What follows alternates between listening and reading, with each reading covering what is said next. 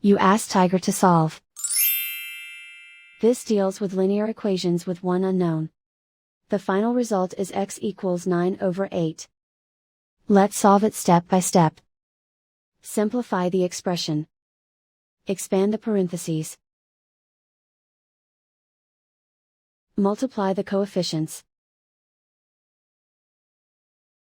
Simplify the arithmetic.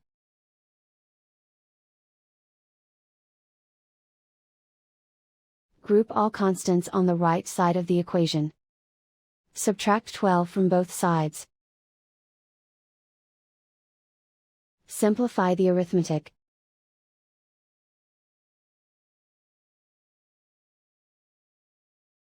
Isolate the x.